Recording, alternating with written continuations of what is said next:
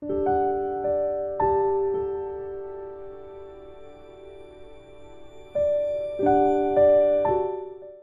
시편 73편, 그 73편의 머리말로 뭐가 써 있나요? 아삽의 시라 이렇게 써 있습니다. 아삽의 시. 아삽은 다윗과 같은 시대에 살고 있었던 인물이었습니다. 그는 다윗의 신임을 받아서 성전에 찬송과 그리고 시를 써서 이처럼 백성들이 함께 주를 찬미하는 일에 쓰임받았던 악장이라 할 수 있겠습니다. 악단의 장이다, 그런 뜻이죠. 그처럼 성전 예배를 중요시 여겼던 이 다윗의 신임을 받은 자였으니 그는 시를 짓고 노래를 만들기에 충분한 믿음과 능력을 가지고 있었던 자였습니다. 시편 73편의 내용은 이러합니다. 하나님을 경외하는 의인이 세상에서 번영을 이루어가는 악인의 모습을 볼 때 도무지 이해가 되지 않는 거예요. 어떻게 악인이 이렇게 잘 될 수가 있는가? 어떻게 이럴 수가? 도무지 이해가 되지가 않으니까 받아들일 수가 없는 거예요. 하여 이 의인의 갈등과 이 고민하는 가운데 실족할 위기에 처하게 되고, 여러분 그 내용이 어떤 내용인가요? 우리 2절 말씀으로 찾아가서 함께 보겠습니다. 2절 말씀에 그의 고백을 보십시오. 나는 거의 넘어질 뻔하였고 나의 걸음이 미끄러질 뻔하였으니. 이처럼 세상의 부조리, 이해할 수 없는 악인이 잘 되는 그와 같은 모습을 보면서 너무나 그것이 상처가 되고 아픔이 된 거예요. 여러분, 나치 독일의 수장인 이 아돌프 히틀러, 그 히틀러를 바라보는 유대인들의 마음이 어떠할까요? 나치 독일은 극단적인 이 민족주의, 인종차별주의를 바탕으로 유럽 전체를 전쟁의 참화로 몰아넣었고 600만 명에 달하는 유대인들을 학살하였습니다. 유대인이 무슨 잘못이 있었을까요? 그렇지 않지요. 나치 독일이 자국민의 마음을 하나로 만드는 일에 이처럼 유대인들을 희생 제물로 사용한 것이에요. 제1차 세계대전 패배 후에 독일은 경제공황으로 들어가게 되었고, 그리고 사회혼란 속에서 이 나치 정부는 이 유대인들을 모든 문제의 희생양으로 삼아서 대중의 불만을 돌리고 그리고 국민의 지지를 얻고자 했었던 것입니다. 나치 독일은 역사에 등장하지 말았어야 할 역사상 가장 파괴적이고 끔찍한 정권 중 하나였어요. 그런데 이 12년 동안 통치하는 동안 승승장구하여 거의 유럽 전 지역을 자신의 통치 아래 두었습니다. 여러분, 그들을 바라보는 이 전쟁 피해자들은 그 마음에 어떤 생각을 갖겠습니까? 하나님, 어쩌자고 이러십니까? 하나님께서 살아 계신다면 이대로 내버려 두시면 아니 되지 않습니까? 하나님께서 심판하셔야 되는 것 아닙니까? 도무지 이해할 수 없는 이와 같은 상황에서 참으로 비통해하며 실족하지 않았겠습니까? 자, 오늘 73편 12절 말씀에 시인의 고백이 그것을 보여주고 있어요. 우리 같이 읽도록 합니다. 시작. 볼지어다 이들은 악인들이라도 항상 평안하고 재물은 더욱 불어나도다. 반대로 의인은 어떻다는 거예요?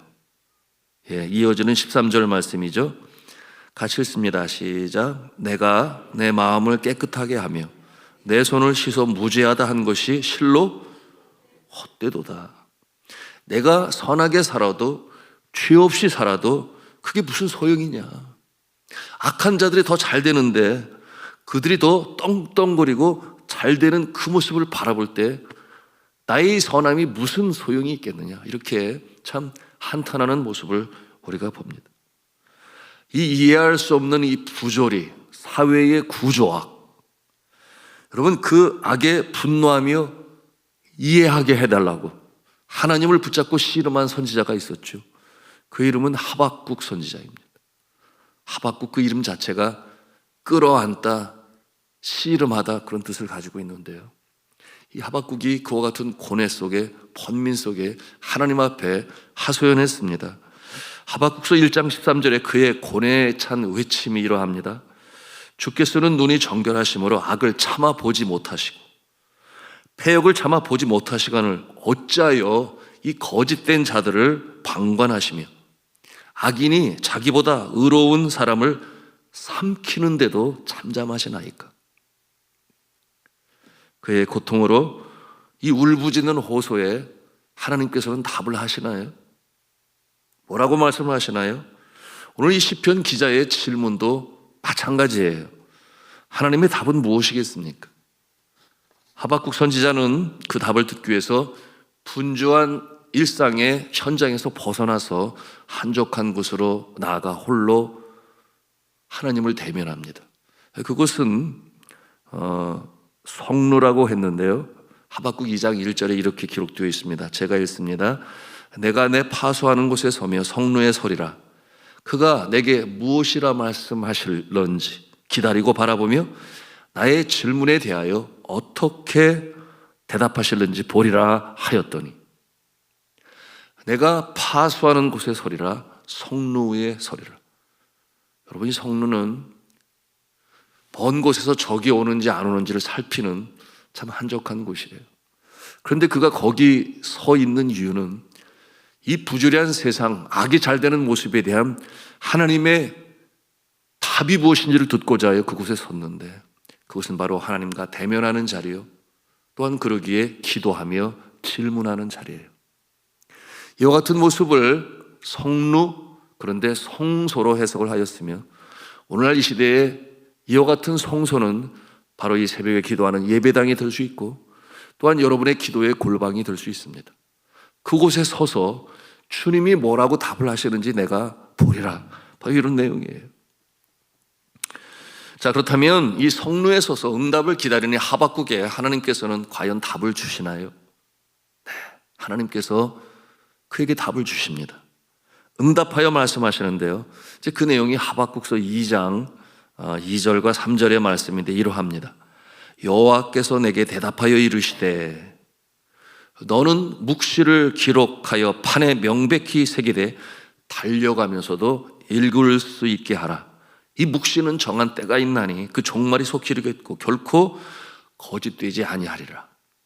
비록 더딜지라도 기다리라. 지체되지 아니하고 반드시 응하리라. 이렇게 하나님께서 그에게 답을 하십니다. 무엇이 비록 더딜지라도 지체되지 아니하고 반드시 응하게 될 것이다 라고 하는 것일까요?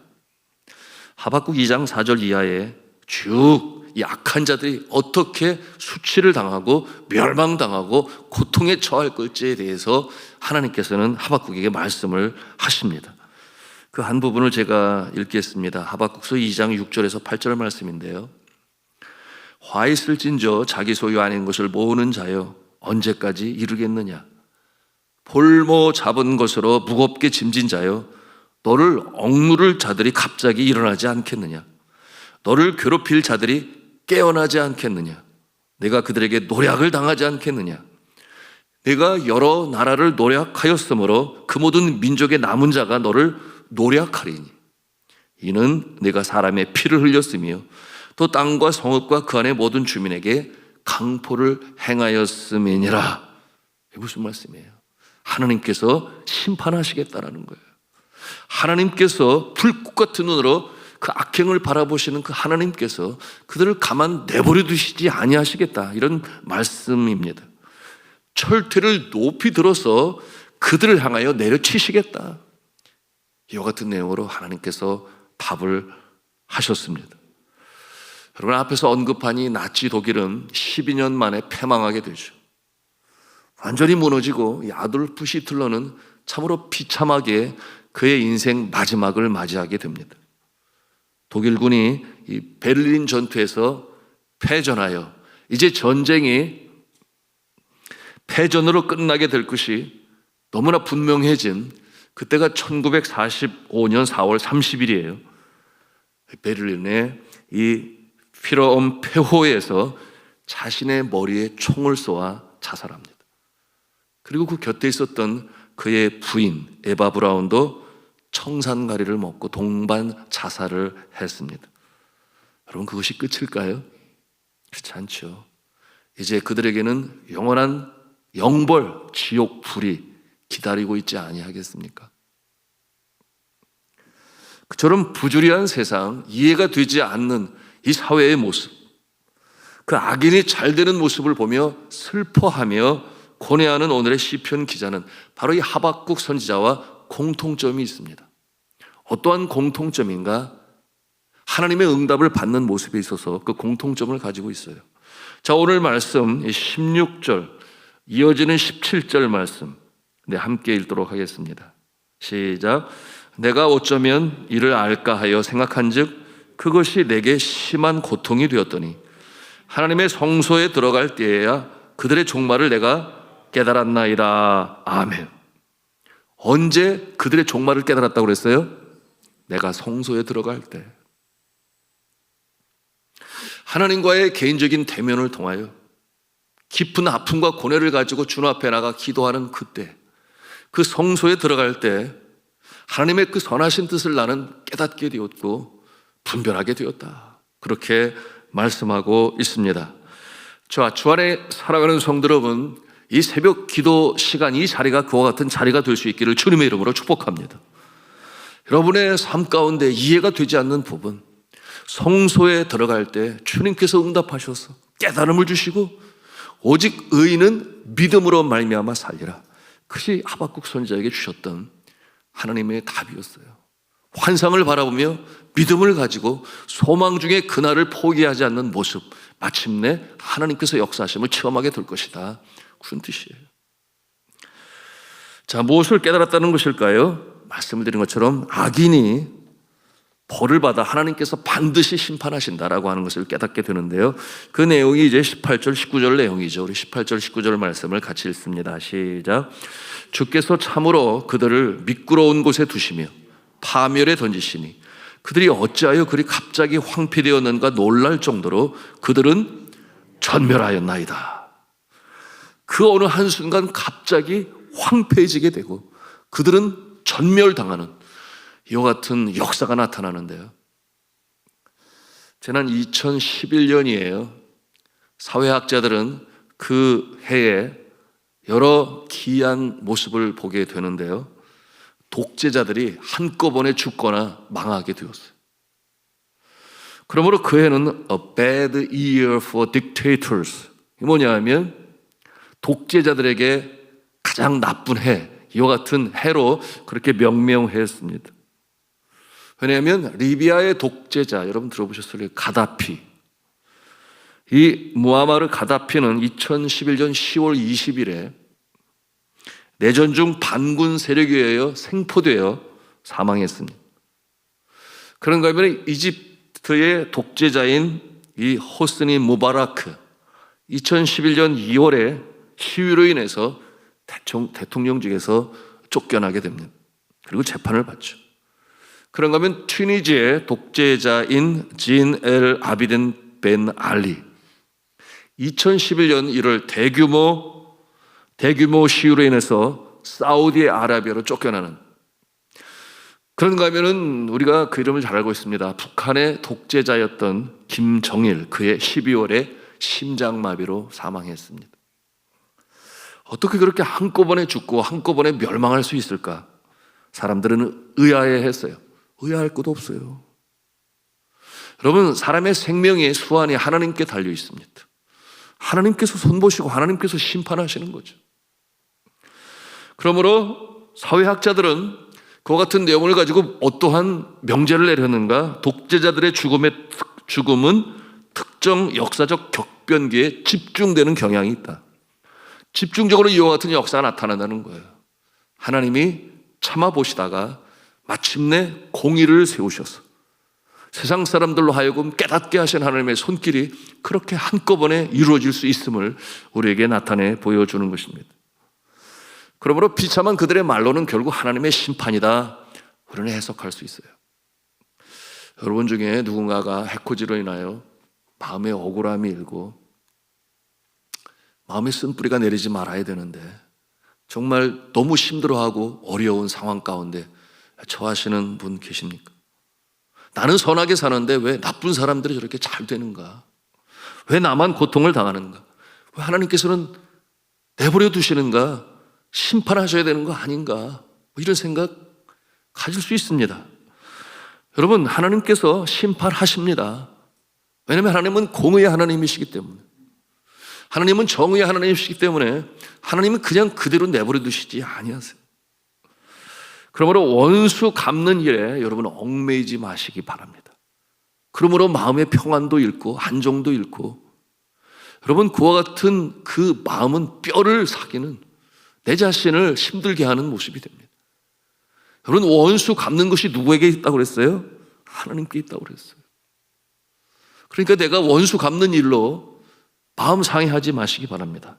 성경은 로마서 12장 19절에 이렇게 말씀해요. 내 사랑하는 자들아, 너희가 친히 원수를 갚지 말고 하나님의 진노하심에 맡기라. 기록되었으되 원수 갚는 것이 내게 있으니 내가 갚으리라. 주님의 말씀이니라. 이렇게 말씀하고 있어요. 여러분, 다윗은 체험으로 선포하잖아요. 내 원수의 목전에서 내게 상을 차리시는 하나님. 여러분, 오늘 말씀을 통해서도 우리가 그것을 보는 거예요. 자, 시편 기자는 이 하나님의 섭리를 깨달은 후 뭐라고 고백을 합니까? 우리 같이 23절 말씀을 같이 읽습니다. 시작. 내가 항상 주와 함께하니 주께서 내 오른손을 붙드셨나이다. 주께서 내 오른손을 붙으셨다라고 하는 것은 나에게 승리를 주셨다, 그런 뜻이에요. 나를 승리자로 세우셨다. 오른손을 붙드시는 하나님. 결국 원수 앞에서 승리하게 하신다는 거죠. 그러므로 그는 주를 찬미하죠. 25절 26절의 내용이에요. 함께 읽습니다. 시작. 하늘에서는 주의 누가 내게 있으리요, 땅에서는 주 앞 밖에 내가 사모할 리 없나이다. 내 육체와 마음은 쇠약하나 하나님은 내 마음의 반석이시여 영원한 분기시라. 할렐루야. 반석이라고 그랬어요.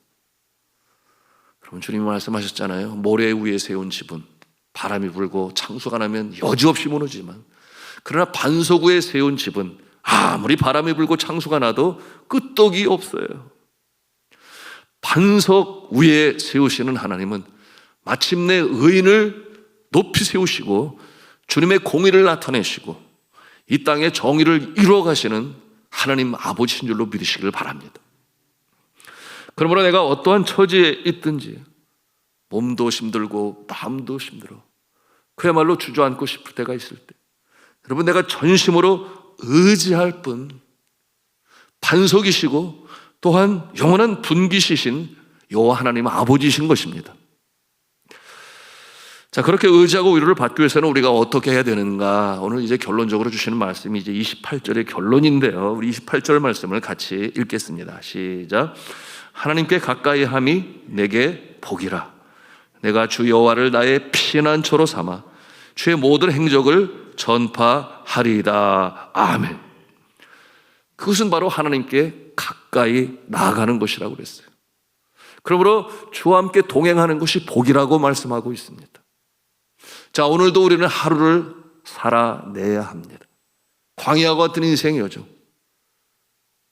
어느 분의 말씀처럼 정말 전쟁터 같은, 칼만 안 들었지 전투가 난무하고 있는 이 무한 경쟁 이 시대에 몇 번이고 주저앉고 싶을 때가 있지만, 그러나 오늘의 말씀을 기억하면서 여호와께서 나의 오른손을 붙잡아 주시는데, 어떠한 자에게 주 앞에 가까이 다가 동행하는 자를 하나님께서 함께 하시고 오른손을 붙들어 주셔서 승리하게 하시니, 여러분, 이 믿음을 가지고, 믿음은 뭐라 그랬어요? 의인은 믿음으로 말미암아 살리라.